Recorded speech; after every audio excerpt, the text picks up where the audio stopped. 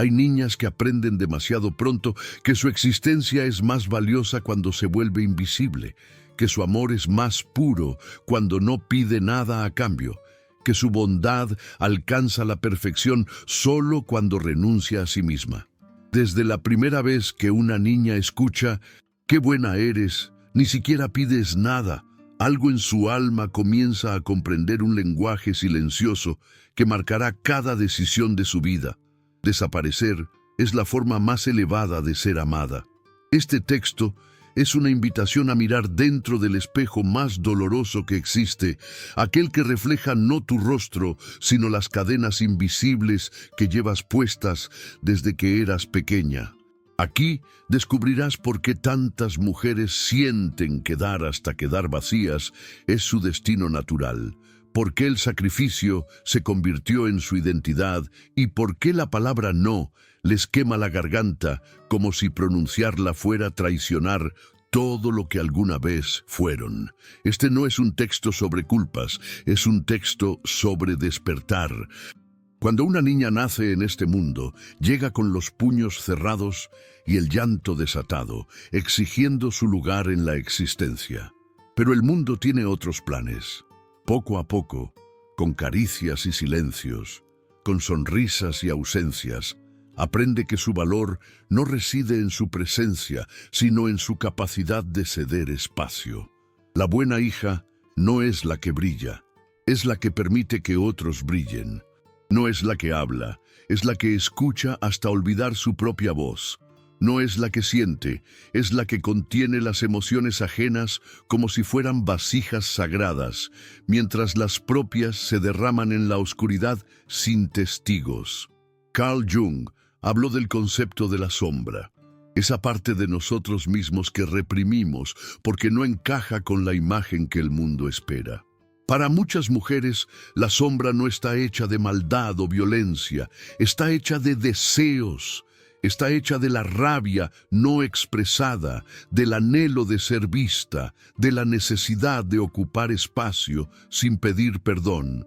La buena hija es aquella que mantiene su sombra encerrada en el sótano más profundo de su ser, alimentándola solo con migajas de resentimiento que nunca se atreve a nombrar.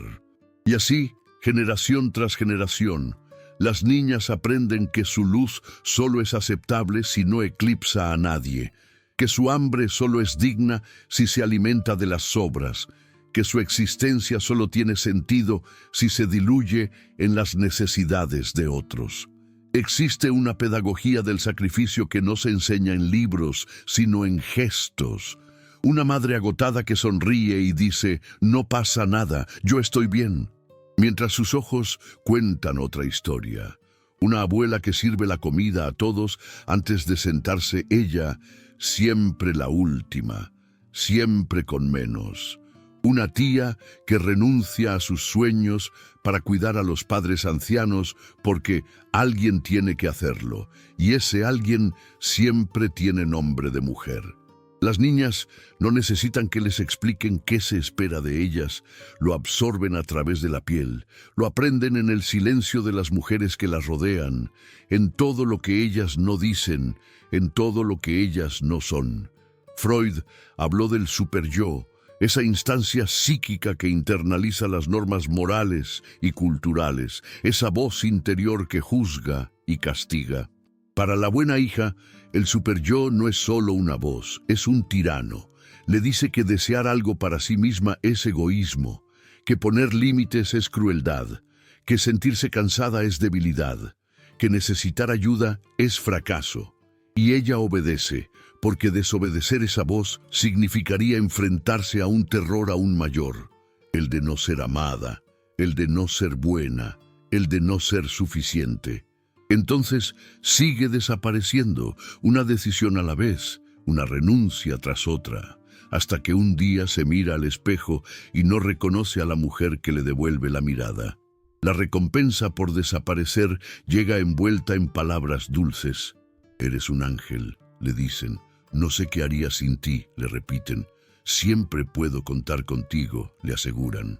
Y cada una de esas frases es una cadena dorada que ella acepta con gratitud, porque al menos significan que es vista, aunque sea solo por su utilidad, aunque sea solo por su ausencia de demandas.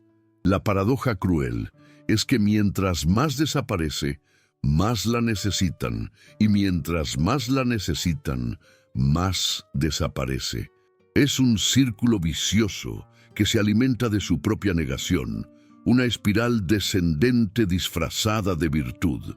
Nietzsche advirtió sobre el peligro de la moral del rebaño, esa tendencia humana a valorar lo que es útil para el grupo por encima de lo que es verdadero para el individuo. La buena hija es el triunfo absoluto de esta moral. Ella es útil, es conveniente, es cómoda. Nunca causa problemas, nunca exige explicaciones, nunca pone en duda el orden establecido. Y por eso es alabada, no porque sea feliz, sino porque hace felices a otros, no porque esté realizada, sino porque facilita la realización ajena. Su existencia es funcional, y en esa funcionalidad encuentra un sentido perverso de propósito que confunde con plenitud. Pero hay momentos, instantes fugaces en medio de la noche o en la quietud de una tarde solitaria, en que algo dentro de ella grita. Es un grito silencioso que nadie más puede escuchar, una protesta del alma contra su propio encierro.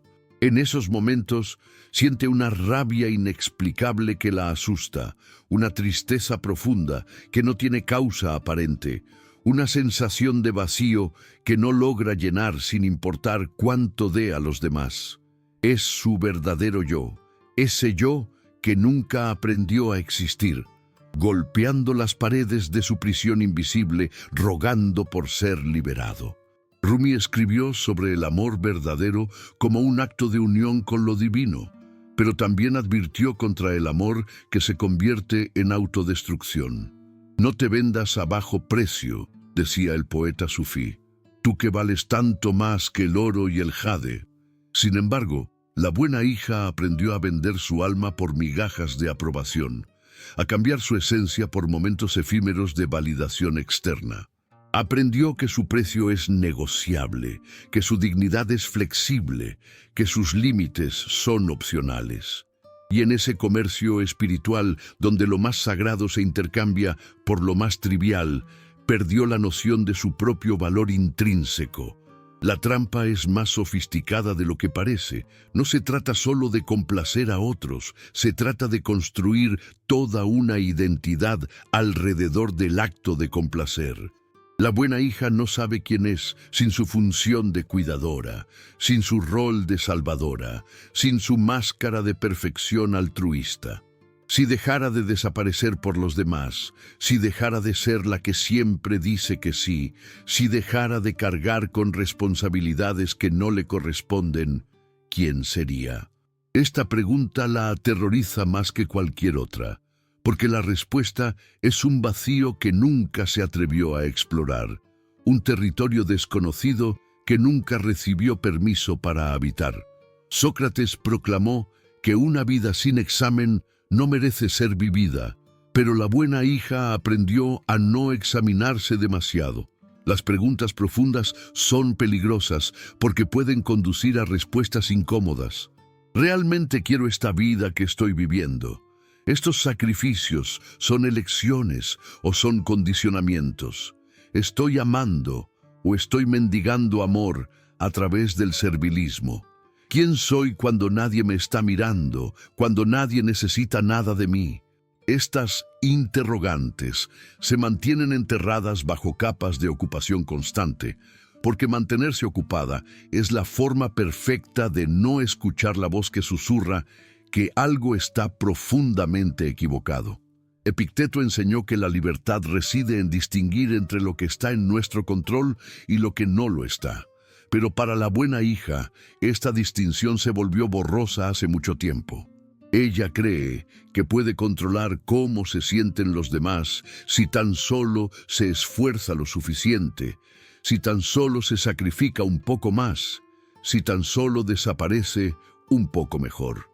Asume la responsabilidad emocional de todos los que la rodean como si fuera su carga personal, como si la felicidad ajena dependiera de su capacidad de anularse. Y en ese intento imposible de controlar lo incontrolable, pierde el control sobre lo único que realmente le pertenece: su propia vida, sus propias decisiones, su propia alma.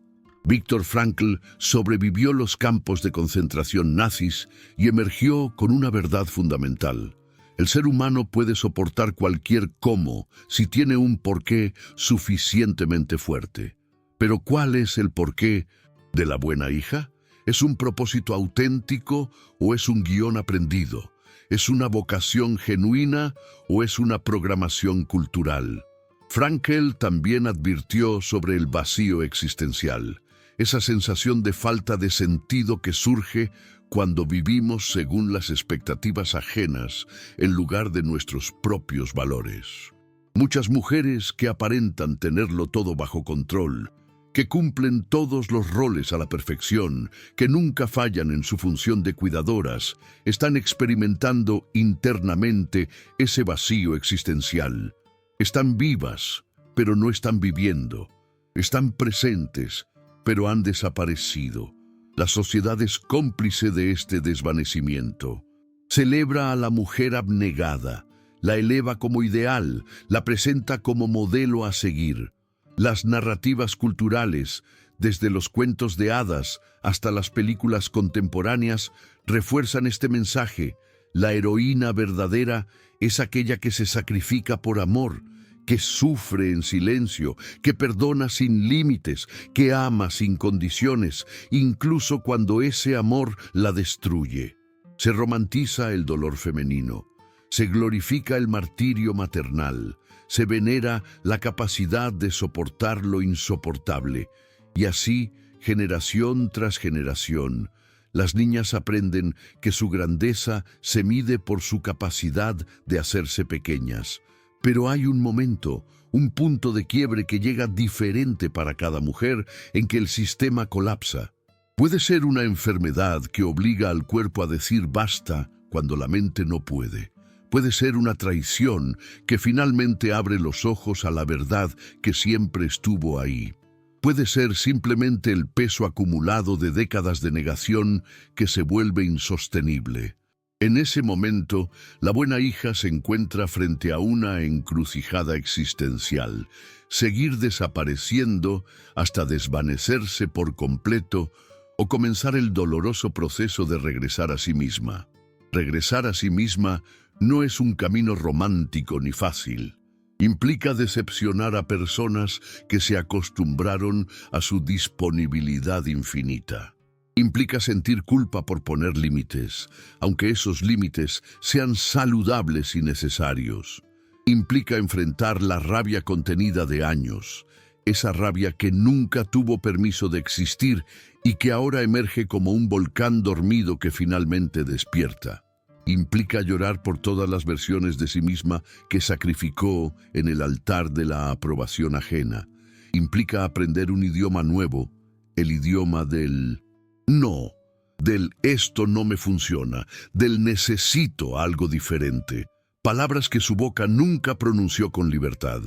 El proceso de individuación del que hablaba Jung es precisamente esto: convertirse en quien realmente eres, integrar todas las partes de ti misma, incluidas aquellas que fueron rechazadas y reprimidas.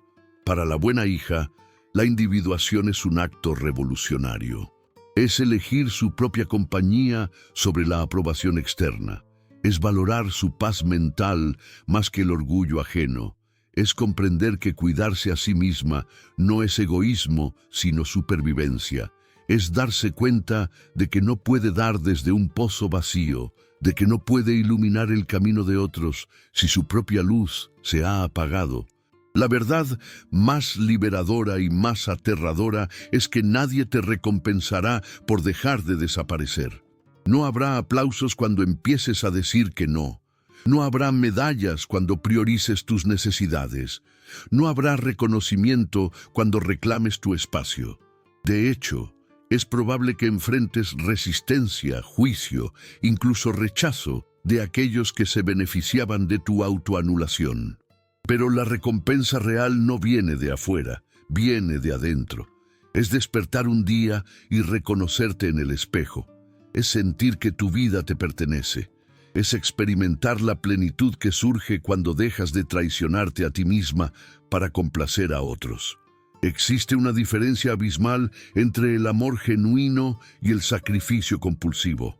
El amor genuino surge de la plenitud, no de la carencia. Fluye naturalmente, sin resentimiento, sin llevar un registro de todo lo que has dado. El sacrificio compulsivo, en cambio, es un acto de negociación desesperada. Si me anulo lo suficiente, si doy lo suficiente, si desaparezco lo suficiente, entonces seré amada, entonces seré valiosa, entonces tendré derecho a existir. Pero el amor que se obtiene a través de la autoanulación no es amor. Es dependencia disfrazada, es intercambio disfrazado, es miedo disfrazado. Las mujeres que comienzan el camino de regreso a sí mismas a menudo descubren algo sorprendente. Muchas de las personas que decían no poder vivir sin ellas, de hecho pueden. Muchas de las responsabilidades que asumieron como propias nunca fueron suyas. Muchos de los problemas que intentaban resolver no tenían solución porque no les correspondía resolverlos. Y esta revelación, aunque al principio puede ser dolorosa, eventualmente se convierte en liberadora. Significa que no tienes que cargar con el peso del mundo. Significa que tu valor no depende de tu utilidad. Significa que puedes simplemente ser, sin tener que ganarte constantemente el derecho a existir. Hay una belleza extraña en el proceso de desaprender lo que nos costó tanto aprender. Desaprender que nuestra voz no importa. Desaprender que nuestras necesidades son menos importantes que las de otros. Desaprender que pedir ayuda es debilidad. Desaprender que ocupar espacio es un acto de arrogancia. Cada uno de estos desaprendizajes es un pequeño acto de rebeldía contra un sistema que necesita que las mujeres permanezcan pequeñas, dóciles, disponibles. Cada límite que establecemos, cada vez que priorizamos nuestro bienestar, cada momento en que elegimos nuestra autenticidad sobre la aprobación, estamos desmantelando siglos de condicionamiento. La buena noticia es que no estás sola en este camino. Miles de mujeres en este mismo momento están despertando de la misma ilusión. Están aprendiendo a pronunciar la palabra no sin que les tiemble la voz. Están descubriendo que pueden ser amadas sin tener que desaparecer. Están encontrando su valor intrínseco, ese valor que no depende de lo que hacen, sino de lo que son. Y en ese despertar colectivo hay una fuerza transformadora que está cambiando no solo vidas individuales, sino el tejido mismo de nuestra cultura.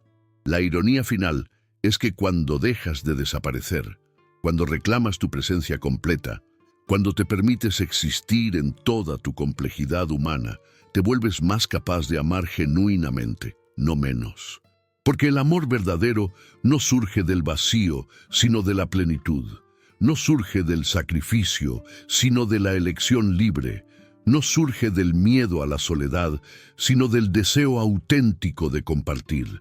Una mujer que se ha encontrado a sí misma tiene mucho más que ofrecer que una mujer que se ha perdido en el servicio a otros, porque lo que ofrece no viene de la obligación, sino del corazón.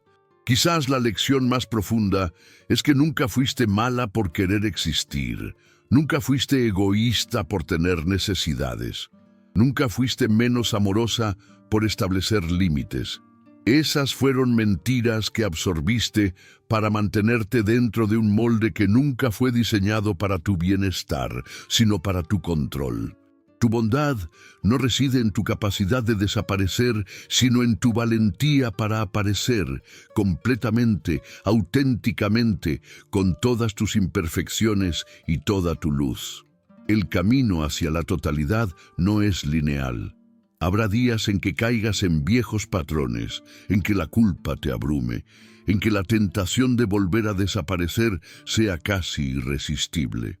Pero cada vez que eliges regresar a ti misma, cada vez que honras tu verdad, cada vez que te permites ocupar el espacio que siempre fue tuyo, estás sanando no solo tu propia herida, sino la herida colectiva de todas las mujeres que antes de ti también aprendieron a desaparecer. En este preciso momento, mientras lees estas palabras, hay una parte de ti que está despertando. Es esa parte que siempre supo que merecías más, que siempre sintió la injusticia de tener que pagarte con monedas de aprobación, que siempre anheló la libertad de simplemente ser. Esa parte de ti nunca desapareció realmente. Solo estuvo esperando el momento en que finalmente estarías lista para escucharla, lista para honrarla, lista para permitirle guiar tu vida hacia algo más auténtico, más pleno, más verdadero. La transformación más radical que puedes experimentar no es convertirte en alguien nuevo, sino en quien siempre fuiste antes de que te enseñaran a ser menos, a querer menos, a ser menos. Es regresar a esa niña que llegó al mundo con los puños cerrados y el llanto desatado, exigiendo su lugar en la existencia antes de que aprendiera que su lugar solo era válido si no molestaba a nadie, si no ocupaba demasiado espacio, si se hacía lo más pequeña posible. Así que aquí está la verdad que nadie te dijo. No tienes que ganarte el derecho a existir. Ese derecho te pertenece por el simple hecho de estar viva. No tienes que ser perfecta para ser amada. La perfección es una prisión disfrazada de virtud. No tienes que cargar con el peso del mundo para demostrar tu valor. Tu valor es inherente e innegociable. Y no, definitivamente no tienes que desaparecer para que otros puedan brillar, porque este universo es lo suficientemente vasto para que todos brillemos al mismo tiempo. Y tu luz no le quita luz a nadie, sino que ilumina el camino para que otros también se atrevan a brillar. Porque al final, la única recompensa verdadera no está en desaparecer, sino en el coraje insurrecto de atreverte a aparecer completa, con tu voz sin filtros, con tus necesidades sin vergüenza, con tu presencia sin disculpas, reclamando el espacio que siempre fue tuyo en este mundo que tanto necesita que dejes de ser una buena hija y te conviertas finalmente en una mujer libre.